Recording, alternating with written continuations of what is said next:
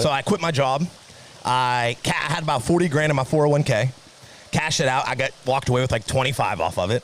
Literally loaded my truck up with everything that I could and like just moved up there. Mm-hmm. I didn't really have a job. I didn't have friends or family. It was like sleeping in my truck. Yep. But to be the man, you gotta beat the man. If you vibe, don't hit you. People who ride with you, get it live. You can paint that picture. Let's Ain't get no ready way to rumble. The Royer Rumble at none other than the Royer household.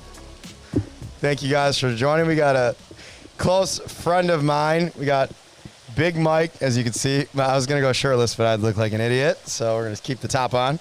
Mike McGovern in from Columbus, Ohio. OH. IO. There you go. All right, guys. Mike and I have met through, actually, I was on Bradley's podcast a couple years ago. Mike had reached out because you have a background. You had a background in real estate, investing, but then construction. Yep. So I started with real estate. That was kind of my first entrepreneur endeavor, and then got into construction. Through the real estate, it was like we need more active income. That being the only thing wasn't enough. Yeah. Started a Columbus construction company, and then as I kind of scaled that out, same thing. I just saw that the opportunity inside the roofing industry. And and I heard you on Bradley's podcast, and from being in real estate and going through masterminds and mentorships, it's like I knew that the fastest way to get where you want to go is pay somebody for their knowledge. Yeah. Right. And so I reached out to you on there. I'm just like, hey man, like I don't know if you do this, but if I pay you every month, will you just kind of answer the phone when I call you? Sure. And so from there, we just established a lot of respect for each other, but we had a mutual. We had a. Fresh back from Ireland.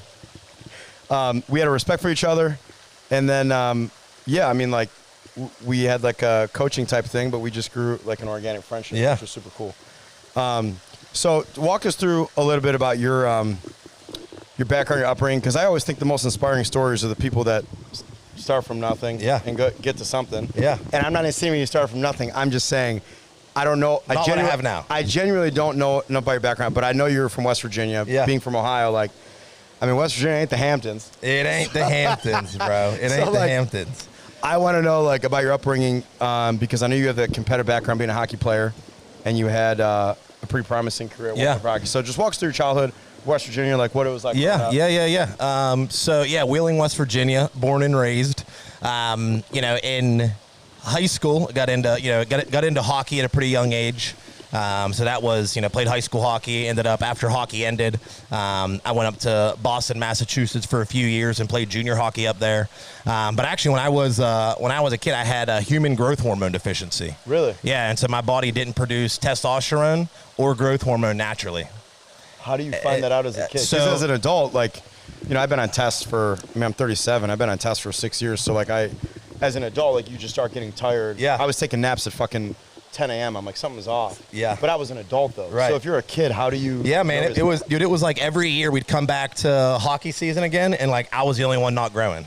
Right? We're looking around, and everyone's just, continuing to grow around me. And, my dad was, he was a big advocate of just trying to figure out what's going on, right? He's like, we need to get some tests done. We need to see if there's something that, that we can do to kind of help. So we started running all these tests on me and find out that my body doesn't produce growth hormone or testosterone naturally. And so at the age of 14 years old, I had the bone structure of a 9-year-old. And and the doctors pretty much said, they're like, listen, man, if you don't get on, I got on HGH. I was on HGH from the age of 14-year-old. Yep, I got on HGH at 15 years old, and then from 15 to 20, I took it, for 6 years. Prescribed though from a doctor. Yeah, it wasn't like the Joe and his fucking right. I'm like, damn, if I'd have known that, I'd definitely been on it then. I'm like stacking that shit up. That's crazy. But yeah, man. So I got on that, and it really that obviously kind of really helped with the trajectory because. Being so small in a competitive and physical sport like that, I was getting hurt constantly, and it was really hard to maintain, and just because I was just taking such a beating, and I was an aggressive player, and so even though I was little, I went hard, know, and so yeah, man, so I ended up, that really started to kind of get me going, and then after high school, I moved up to Boston, Massachusetts. I lived there for 3 years, played junior hockey up there. Wow. I was committed to go to Babson University. And ended up 4 weeks into training camp, my last season, I got a severe high ankle sprain, like in a scrimmage game. And I mean, I tried to play through it. I taped it. You know, I was crutching into the rink to skate. The doctors would tape me up so I could play. I was eating Percocets and Vicodin to just be able to like function because it hurt so bad. Wow. And I mean, because when you're at that level, it's like the second you take a step back, you're done. You're done. I mean, these guys are great. I mean, our team went on to win the championship that year. You get noticed and then you get more 100% right. I mean, we had 5 kids go D1 from that team, and so we were an elite team. And so I knew that the second that, you know, and I had been fighting such an uphill battle to kind of get there. I finally came in. I was like first line center. Like I was the man coming into my last year, and then this happened, and it just. You got to cope with that. Yeah, man. I mean, it was really. I'd say like, you know, that was it. Pretty much it for me. Like once that happened, I tried to play it out the season a little bit, and I kept getting hurt. Then I finally got back in around Christmas time, and then I tore my AC joint. And then I ended up asking for a trade to go to Philly. So I ended up moving to Philly and playing there to kind of finish out my career. Wow. And then kind of like hung him up. And then I ended up getting a call from the Huntsville Havoc, which is a team out of the Southern Pro Hockey League in Huntsville, Alabama. So I ended up going down there, getting in the Southern Pro Hockey League, and then got hurt again, and it was pretty much it. I ended up moving back home to Wheeling, went straight to the coal mines as soon as I got back home. Shit. I was in the coal mines for about a year and a half, 2 years. I mean, and that's just a grind. Yeah, it was a grind, dude. And what are you doing? So like, what you work at coal mines? So what we did was we were like the we were the scabs, right? Like we were working in, you know, non-union mines, coming in as subcontractors on the union side, right? So they hated us in there. Okay. Because basically that, you know, you're taking their work, yeah. right? And so what we would do, we were building steel sets. And so what a steel set is, you go into the oldest part of the mine, and where the belt lines are, right? And what happens is over time, like you have roofs collapse, you'll have, you know, the ceiling will collapse on the belts, or, you know, the coal dust will continue to build up, and basically the belt will start smacking the ground from the coal. And so what they had us go in and do was literally shovel and dig that out to be able to. By hand? By hand. Come on. Swear. Hand and jackhammer. We'd have to go in there, like you just chuck the coal on the belt and take it right out of the mine. And then we'd go in and build steel structures over top of it to like protect the belt. Dude, and you'd get in these old areas where like they call it like cribbing, which is almost like Lincoln logs, like kind of stacked up. That's the cord. It's almost like Lincoln logs kind of stacked up, right? You'd go in and you'd like pull one out, and the whole thing would, you know, come down, and essentially we'd have to get out of the mine, go out in the, you know, out in the crawl space Anybody area. die? No, no one died while I was there, but, you know, the whole thing would collapse down. Then once it would settle, we'd go back in, build the steel set up. And so did that for a while until, you know, I almost saw a crew lead. I mean, these guys were all on opiates and shit, man. Like really? they'd be doing lines off of their buckets at like lunch and shit. And I'm like, what is going on, dude? Like, how was I here and now I'm here? You know what I mean? Like my whole. Because you had, I mean, when you're so invested in a sport, in a hobby, in a job, and you lose it or it goes away, you kind of lose a sense of identity. Oh, and at a young age, when you're more vulnerable, right? Like, yeah, I can imagine you're going through transition where, like, you probably had high hopes of being a hockey player. You played since you were little. Yeah, I started at 7. And like you're working your way up the ranks, and then like injuries got to be tough because it's like you can't. No, you can't do nothing. You can't do nothing. So you're pretty limited, and so your identity is probably getting questioned because you're in your early 20s at this point. Yeah. So I was about 21 years old at this time, and I mean, because I thought, and you know how it is too. Everyone tells you like you got to go to school, you got to do these things, right? Yeah. And so it's like I was committed.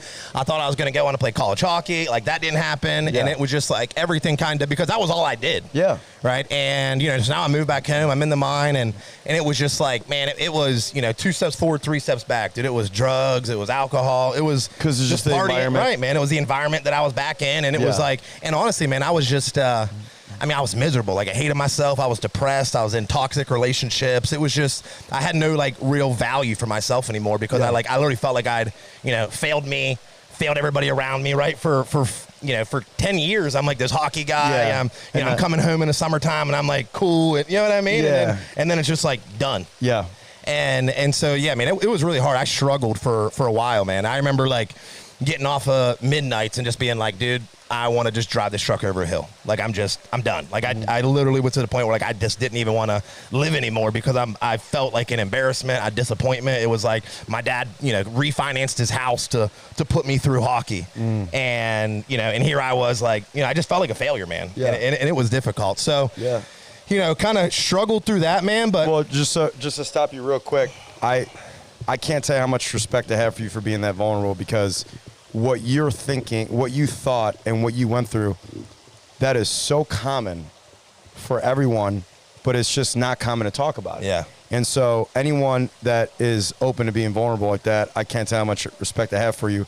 And like, listen, if we ran a fucking survey and we lined up 100 guys, right, and said, hey, out of you 100 guys, which one has contemplated or considered doing the, suicide, or it's like fucking, I don't know the numbers, but we'll look it up. I bet you Majority. 70% of people thought about it. So like the fact you're talking about it, I really appreciate that, because a lot of people could relate. I mean, I can relate to that. Well, and a lot of people can. So what's even more inspiring is now walk us through how you got out of that. Yeah, yeah. Tell me what sparked your decision to be like, I'm done.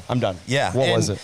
Dude, it was funny, man, because I'd be at the plant, because I initially went from the coal mine, then I got into a gas plant. So I was an operator technician at a gas plant for about 5 years.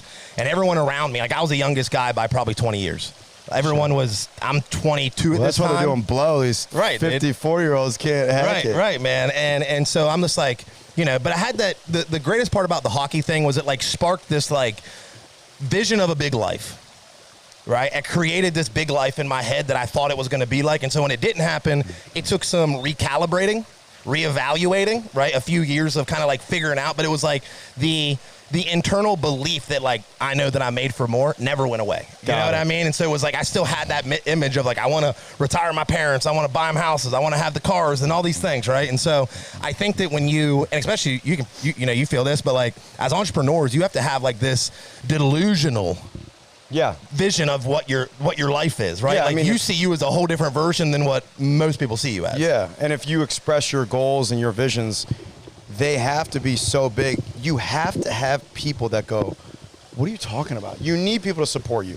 And you need people to say, you could do it. You need people to say, I could see you doing that. But you also want to have such big goals and aspirations that people look at you sometimes and go, bro, I like you and love you, but what are you talking about? Yeah.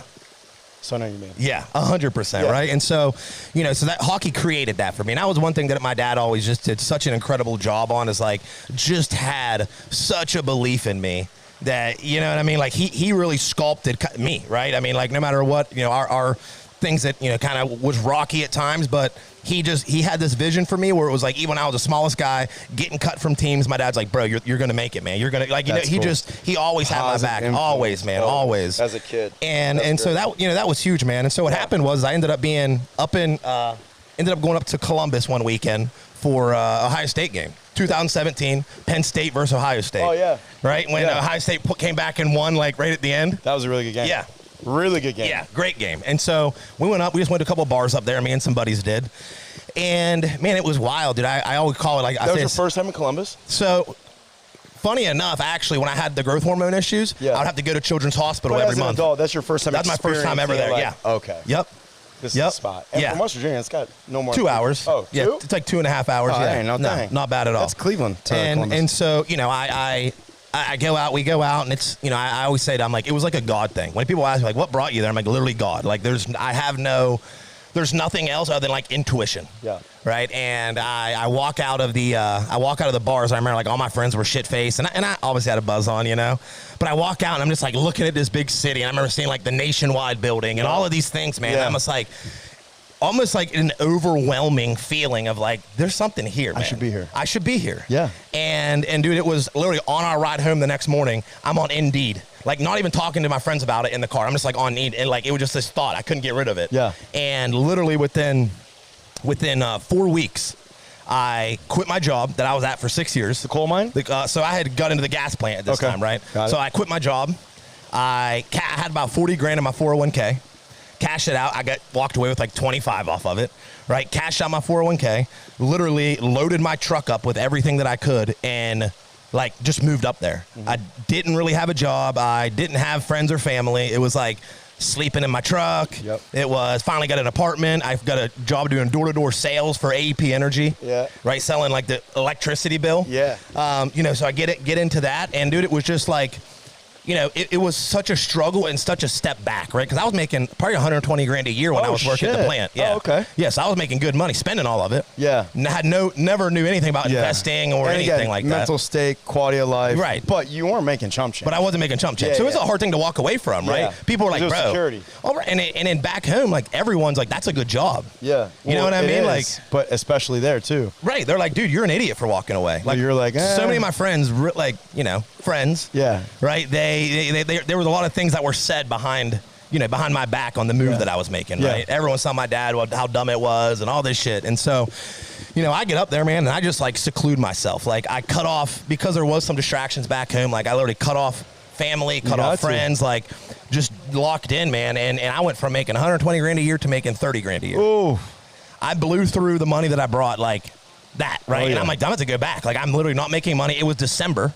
So I'm like doing door-to-door sales for electricity in December. I'm like, bro, like this is literally everything's the worst it could be right now, right? Because you always hear people say like, oh man, like waiting for the right time. It's like, there's never a right time. Never. You got to go, you figure it out or you don't. You know what I mean? And so I ended up actually transitioning from that because I was so low on money that I'm like, I got to find something. And, you know, an acquaintance from back home was like, hey man, like you should look into, like this kid literally just wanted to be like, get a referral pay. Right, like he wasn't even like a real like trying to hook me up, right? He's like, but you should look into cemetery sales. He's like, I work at a cemetery in Pittsburgh. Like, you should check it out. And he's like, and if I refer you and you stay, I get $1,500, right? And so like I go in, I do the interview, and the guy there was like, man, I'll be honest with you, bro. He's like no one like you're not in competition with anybody for this job, like you know what I mean? He's like, you know, they're dying to get in, kind of thing, right? And I'm like, all right, well, let's do this thing, you know. And the guy that was, you know, that hired me, he literally was like, I'm gonna tell you this though, bro. He's like, you need to like learn tonality, and you're gonna have to like chill. You're very loud and high strung. Right, high strung, right? Yeah. And I'm still like that, right? Yeah, but like, you're more 100%. But and so that's why I say, man, I was like, dude, that was honestly that was probably the greatest transition I ever could have made, because I learned empathy. I learned like to connect and tonality change. Like I learned sales. Yeah. Right? Because I'm dealing with people on the worst day of their life. Yes. You know what I mean? Like they're coming in and I got to like lead them to make one of the hardest decisions. Yeah. You know? And you don't show empathy. You're just a fucking asshole. You're an asshole, man. And so it literally, I mean, that was the spark. That's a really good like, position for you to learn that. Yeah, great. Talk about a skill set that, that's really good. Yeah, and dude, it was honestly good money too. Yeah. Right? I mean, great, like burials are expensive. Funerals ain't cheap. Right. And I mean, you gotta be at least 20 grand nowadays to die. Oh yeah, I mean, you're talking at least 10, 15 grand on the funeral side, plus our 10 to 15 on the cemetery side. So they're not even together, you know? Yeah. And so I end up getting there, man, and literally within like 2 months, I sold a $65,000 like above ground private mausoleum to a doctor. Jesus. I saw it was on Memorial Day, and a guy pulled in a red Ferrari, and I jumped in my buggy and I chased him down in my golf cart until he stopped. I got out and started talking to him. Just bullshitting. Guy was a dentist, owned like 12 locations around Ohio and shit like that, and we just connected, and it was like, there it is, like, your greatest resources are in your relationships. I swear. And it was like, he's like, dude, like, he's like, how long you been here? I'm like, oh, I just started. He's like, awesome, man. Let's go back. Literally within 3 days, wrote it up, 75 grand. I made like a $12,000 commission check off of it. That's big boy money. Yeah. And I mean, I was right back into making, you know, 100 grand a year doing cemetery sales. Yeah. And so I started out at one location, and then within literally, I was there for about almost 2 years. I had no idea you did the cemetery shit. Yeah, dude. And so within 2 years, they promoted me to having. This is not that long ago. No. This is 20. You just said the Ohio State game was 2017. Yeah. This is 2019, 2020. Yeah, this was 2020. Oh shit. Okay. Yeah. So I was during COVID. I was just starting like real estate. Got it. Yeah. Okay. Yeah. So I've been on a sprint. We might have to jump in the pool in about 2 minutes. Okay. Yeah. So anyways, I went from literally within a year, they had promoted me to like regional manager, and I had 5 locations. We're not going to end in 2 minutes. I'm just saying we're going to take a fucking pool break. Yeah. I don't want you to think that we're done. Well, get it through it. But no, so I ended up running like 5 locations across Ohio. Wow. They're like investing in me. They're like wanting me to like, become this manager thing. And then it was, but I enjoyed it, but I was like over it. You know what I mean? I'm like, all right, I need something else. This isn't like fulfilling. This isn't. I mean, I can see how, again, the skill set you had to obtain. You had a lot of in sales. It takes so many things to make a sale, and so you had learned and mastered certain things of selling that you didn't before, that has to be very fulfilling. Yes. At the same time, let's just be fucking real. I mean, yes, you can make a career out of it, but like, what's the environment like when you're selling? Well, dude, right, and No. dude, I mean, I buried a baby, and like, dude, it makes me emotional. Even like, I remember like looking across, and like we literally put a baby in this like wooden box, and it's like this dad's just like bawling, and I like literally left that day. I'm like, I can't like. That's gonna weigh on you, right? I'm like, dude, I can't do this that's why, like, anymore. Nurses and doctors, like that's like a different level of respect. Yeah. I mean, to see that on the daily, and then you just have to stay in the zone. Like my dad was an ER nurse. Oh. And it's like, dude, the things he would see, and then it's like, on to the next patient. Yep. On to the next patient. It's just it like, numbs you. yeah, and it's sad. Yeah, man. Anyways, yeah, I could see how that could really. Yeah, and so it weighed on me, and I'm just like, all right, man, like I need out of this thing. And so a guy that I had connected with in Columbus had basically was like, hey man, like have you ever thought of getting into like real estate investing? He's like, there's this thing called wholesaling, and he's like, you can make money with no money. Yeah. Right. And I'm like, that's interesting. Wholesaling is a real estate. It's a grind. It's just like anything else. Real estate, I'm so fascinated by it. There's so many ways to do it. Wholesale, you can say it's about anything else in life. You could make such good money, but it takes a lot of money too. Yeah. Right. They're like, you don't need money. It's like, yeah, you do. And there's a way to do it. Right. You gotta learn how. Yeah. And so he ends up, this guy kind of shows it to me, right? And he's kind of mentoring me, but was trying to get me to come work for him, right? And I'm like, at this point, I'm like, I don't really, but I was whatever it took to kind of get in, right? Yeah. And he ends up moving away. Oh, and I'm God. like, fuck, bro. Like that was it. I thought that was like, I started getting excited again, right? I'm like, damn, that's that thing. But, it sparked something again. Yep. And literally, dude, I got on, I guess before I knew anything about marketing. So I'm on YouTube, like watching wholesaling videos and shit, right? And a guy's ad pops up. I apply for this, real estate mastermind. If you're qualified or picked, you will let you know. Literally, my phone rings 10 minutes later. Like, you actually got picked. I'm like, no fucking way. Another God thing, right? And they're like, yeah. And so they're like, it's a 7-day, out in Arizona. You come out, you stay, 7 days, and it's all inclusive. This and that. I'm like, okay, awesome. They're like, it's 10 grand. And I'm like, fuck, dude. I had literally probably 5 or 6 grand in a bank account and credit cards. And another thing, it's like, dude, you know how it is. I'm just the kind of person where if I get an idea, I go. Figure out a way. And literally, I'm like, all right, man, maxed out, literally bank account to 0 again. And that's it, right? And flew out to Arizona, like learned as much as I could about it. It would have been like December, and learned everything I could about it. And I told myself, like, I'm going to quit my job on my birthday, which was May. That was your goal. Right? So I'm like, I got 5 months to like dial this thing in. Got it. Within 5 months, fucking got it rolling. Yeah? And yeah, man. And I ended up locking up this big deal. And like, I knew that it was a good deal, but no one in the city knew who I was. So I was like trying to push it. No one's like listening to me. Right. Yeah. And so I'm trying to wholesale this thing. And I just can't get anyone to bite. And I'm like, man, like I know this thing's fucking worth some shit. Right. And I'm like, you know what? Fuck it, dude. I'm gonna figure it out. And I just start calling friends, family. I end up raising $120,000, bought the house and quit my job.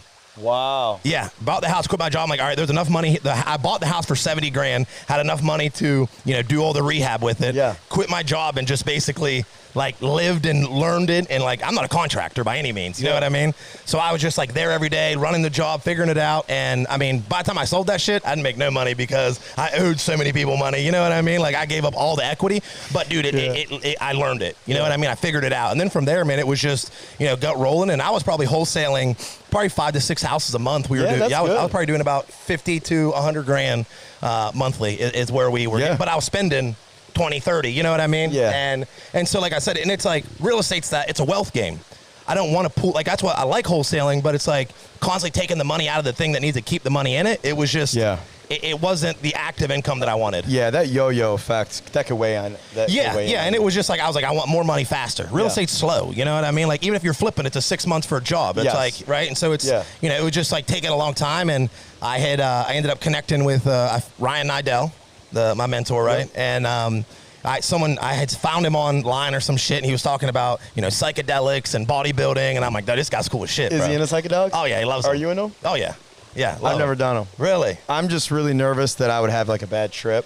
So I'm down to do something, but it has to be like very meticulous. Like shrooms, like people like consult with places that do it. Yeah. And they like sit with you. Yeah. I'm down to do that, but I'm just so scared of having a bad trip that I can never come back because I've heard some horror stories. I'm talking like people like looks like their head's on flames flying around. I don't know. It's just, well, and that's, you know what I mean? That's what I tell everybody too. I'm like, if you have a bad trip, it's because you had something on your heart. okay. You know what I mean? So you like, have to be in a good state. You got to be in a great state, Okay. right? You got to be in a great state. Yeah. It ain't a party thing. Yeah. Are we cooling off? Yeah, let's cool off real quick. We picked a cold day for Mike to be here. It's only 114 right now, Yeah. literally. It's Took a little hot. pool break. All right, so. hot. All right, So, so, yeah, so you linked up with Ryan. Yeah, so I who's linked up into with Ryan. psychedelics. Yeah, and I'll really do- same kind of scenarios with you, right? It's like I saw a guy doing it. I'm like, what's this? I need to learn, right? I'm like, at this point in my life, I've realized like you got to pay to be at the table. Yeah. Most people don't get You that got to shit. pay to play. You got to pay to People play, don't bro. get that. No, they don't get it. And it's like, bro, I'm willing to, if I can invest 10 and get 20, I'm down. Yeah. You know what I mean? And so ended up, and I was just like blowing Ryan up on social medias and shit. He wasn't responding to me. Finally, he's like, what do you want, kid? And you know, and I was like, yeah, man, like I'm just looking for a mentor. Like I just moved to the city up here. Like I'm trying to, like I want to get into business. I don't know anything about it really. I'm doing this real estate thing. Yeah. And so him and I meet for coffee, and he's like, yeah, man. He's like, you know, he's like, honestly, like I don't work with people that don't have businesses. Like you got a business, but it ain't really a business. Yeah. You know what I mean? And he's like, so, you know, I'm not going to waste my time. He's like, you know, if you can Damn. come up with $1,000 a month. He's like, if you can come up with $1,000 For a what? month to mentor me. Okay. Yeah, he's like, if you come up with $1,000 a month, I'll mentor you. I still pay him that to this day. Seriously? Yeah. He's your business partner. Yeah, still pay him.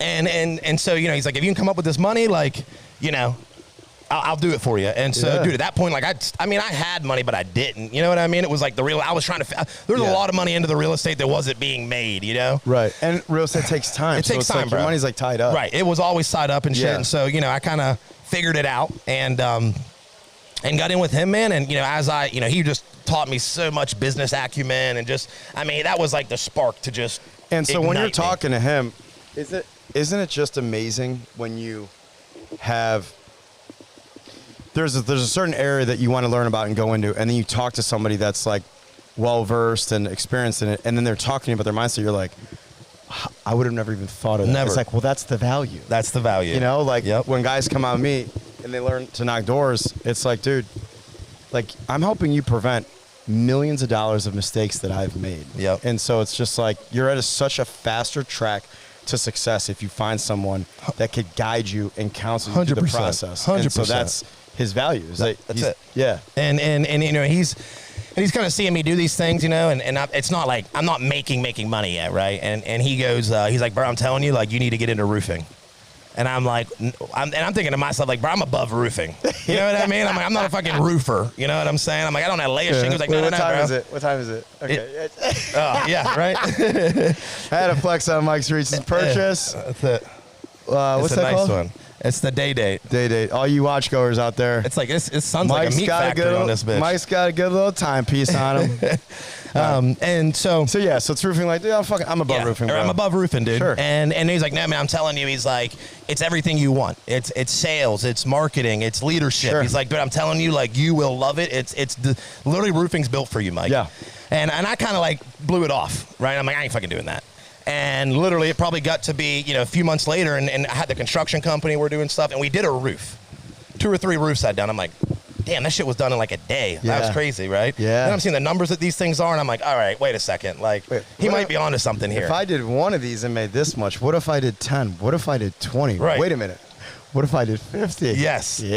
And so I just see this thing, and so I literally started YouTubing the insurance process, like Yeah. how to do it, all that shit. Yeah. I end up calling. I got a buddy of mine that's connected with Tony Tavares, who works with Linear. Yeah. Here in Dallas. Yeah, here in Dallas. Yeah. Yep. Bodybuilder dude. Yep. And my buddy's a pro bodybuilder, and so he's like, dude, call this guy. He's in the business. Yeah.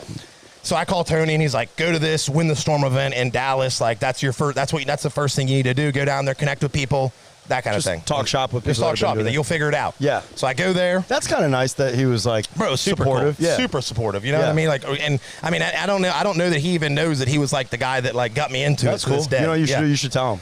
Yeah, I actually I was 'Cause you're trying to big get him on the time now. podcast. You know what I mean? I wanted Yeah. to get him come on and kind But of I'm tell the saying, story. like, you have achieved such a high level of success in such a short amount of time. Yeah. I think that means a lot to him. Yeah. Reach out to him. Actually, that's a good Anyways. idea.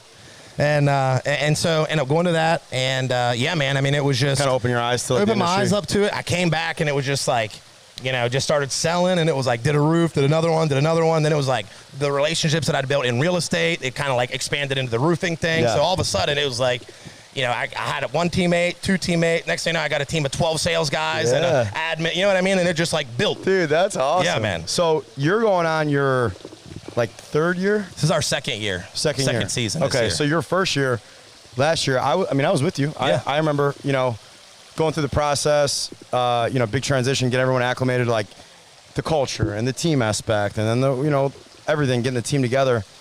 And then you got hit with a storm last year that really helped the trajectory. Yep. And the company, dude, another God thing, right? Yeah. I mean, literally, I had connected with a guy that was an insurance adjuster for Wayne Insurance. Yep. Out of Wayne, like Worcester. Wayne, area. Indiana? Or- No, Wayne, Worcester. Wayne Yeah, County, Ohio, right? Got it. And this dude was like helping me write estimates, and like this guy connected me to him. Just a weird way that I met him, right? Yeah.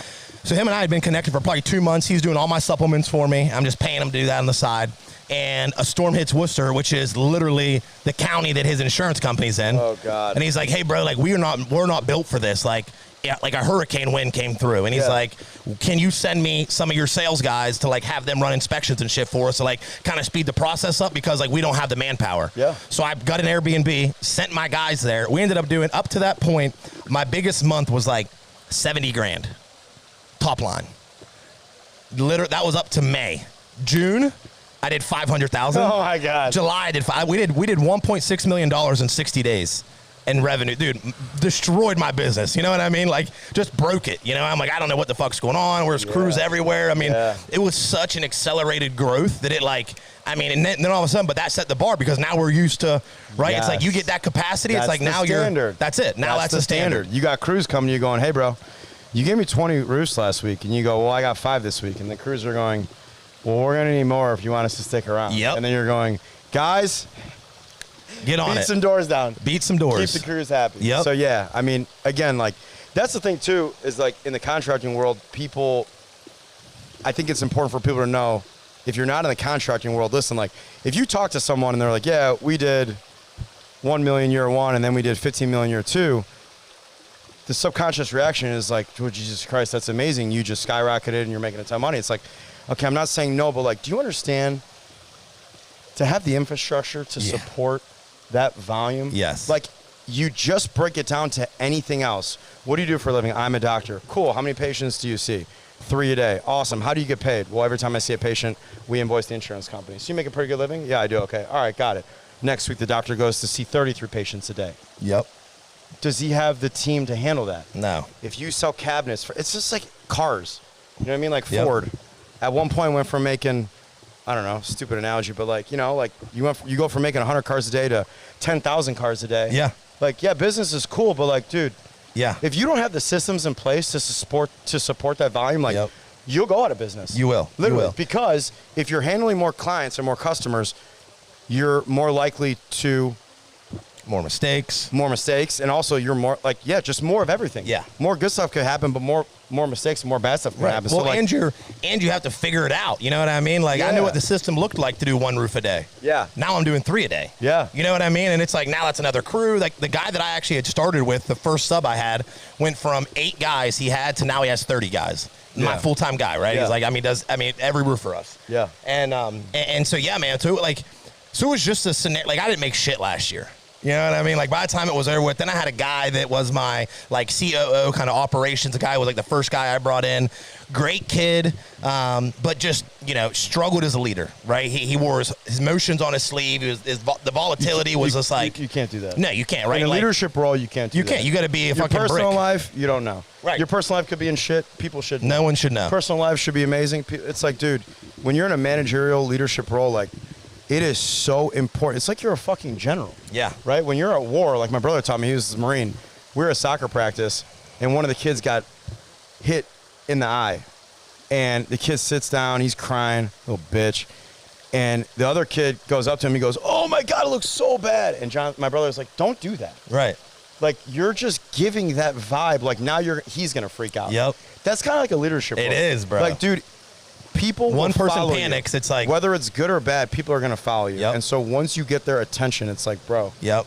do things Yep. that'll help them and not make them freak out. Doesn't matter what the scenario is. So 100%. you got to put your personal shit to the side. Yeah, you have to, right? You can't. I'm not saying it's easy. I'm saying you need to do it. Right. Yeah, it ain't easy. It's definitely not easy. And that was it, right? And so he just, there was, things looked better than they were, right? When you're bringing all that money in, we're zooming, right? I'm like, damn, I got $500,000 in the bank account. This is crazy. I've never been there in my life. You know what I mean? It's awesome until you owe the supplier $450,000. Well, right, and that's what happened. Right, and so, dude, and then, like back into the season, another roofing company tries to poach my entire team. Oh God. Yeah, so he like tries to offer them all more percentage and like all this shit, and like ended up, talked to all my guys behind my back, like I didn't even know about it, right? And to me, I'm thinking like, man, I got this family, man, and I'm like, no, this shit ain't fucking family, bro. It's just a team.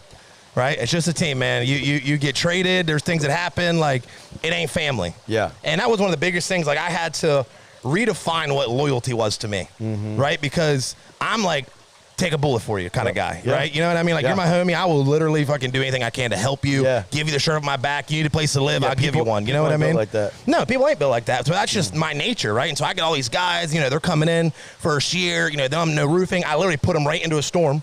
Right? And I didn't go like, I literally told them all the volume that the company brings in, each guy makes 10%. Oh, wow. So I did no overhead profit, nothing, just straight 10% to every single guy. I gave him per day, pay per diem. I gave him a house to live in. I was giving him gas. You're almost too nice. Too nice, bro. I gotta come right? work for you. Right. And so then this guy comes to try to start taking the team, and he's like, oh, well, he ain't paying you enough. I can pay you this and that. And I'm like, not paying you enough. Half of you didn't even deserve the 10% I gave you. You know what I mean?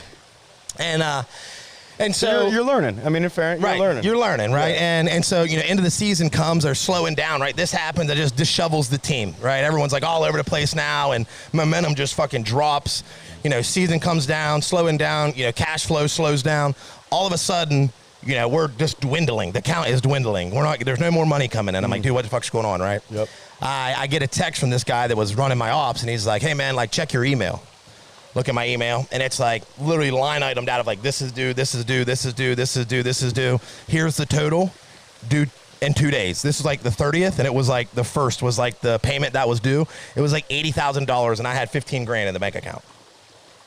And I'm just like, that's what? That's gonna stress you out. Yeah, I'm like, what the fuck do you do? You know what I mean? Like, it literally, I thought it was over. I'm like, wow, I fucking made it and sunk it in the same year. Don't you wish you could be like women for a day and just sell feet pics and make like $100,000 overnight? Yeah, dude.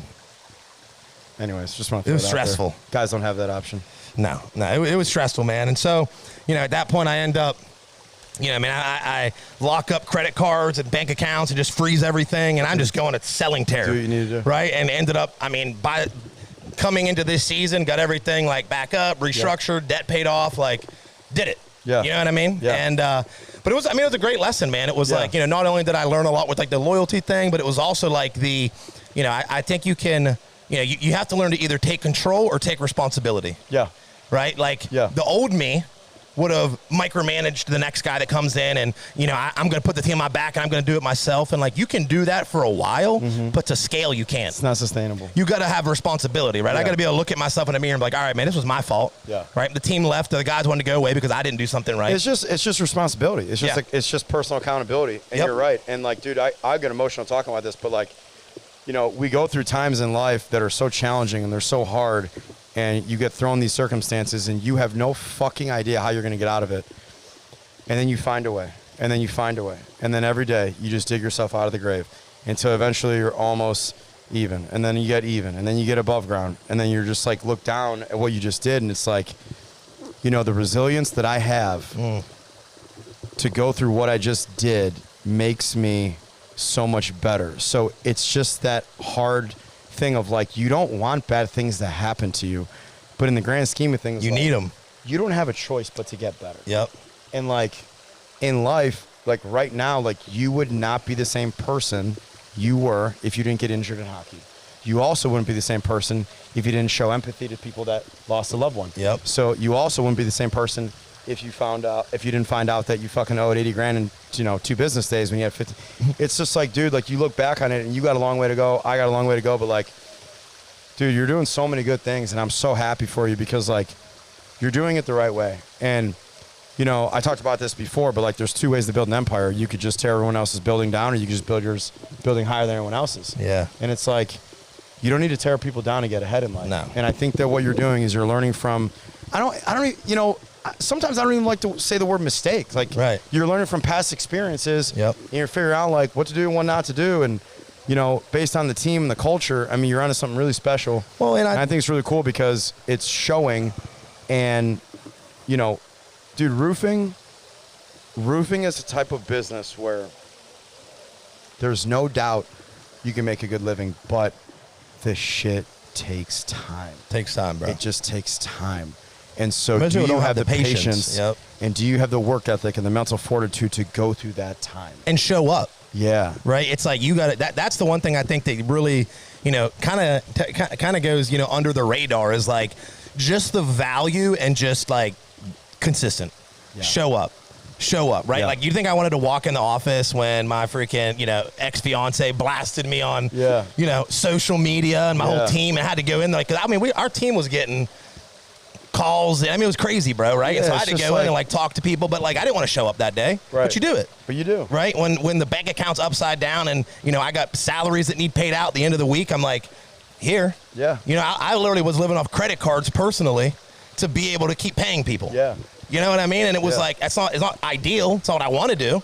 Dude. But you don't have choices. And it's like, do you keep going or do you give up? And at like this point, I'm like, I ain't going backwards. That's for sure. You already burned the boats. Already burned them, man. Already burned them. And dude, I think the biggest piece to it, dude, is the, you know, just really building good relationships, man. Like, I mean, you're like one of the greatest facilitators that I know, right? With relationships and connections and resources and it goes undervalued, right? It's like you don't realize that you can literally make a living from being a resource. Yeah. When you can tap into that and realize that, like, dude, you can literally make money by just connecting one person with another person, providing value. Like when you can see that, it's like, dude, if you were just a guy that can talk to people and be a homie, bro, you'll get far. Yeah.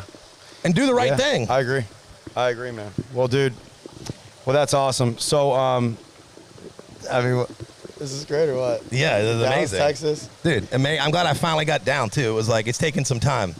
Well, now I'm like telling the guys, I'm like, we need to create like a training deal in the off season. I'm sending guys down here to be running and gunning. I'd be down. Get 10 leads. We run out green light for the night. There you go. That's it. All right, man. Well, listen, thank you so much. I appreciate you. I'm so happy for everything you've done. I mean, you know, we started this and I kind of mentored you, but honestly, you know, I look to you for counsel and you motivate the hell out of me. And just seeing your consistent content, like, dude, I have so much respect for your work ethic. And you know what? Your team does too, and it shows. So, dude, you're on to big things. I appreciate you, man. Say you're a close friend of mine and appreciate you coming on, man. Yeah, dude. Appreciate you, dude. All right, y'all. Thanks for watching. Thanks for listening. Until next time, we are out.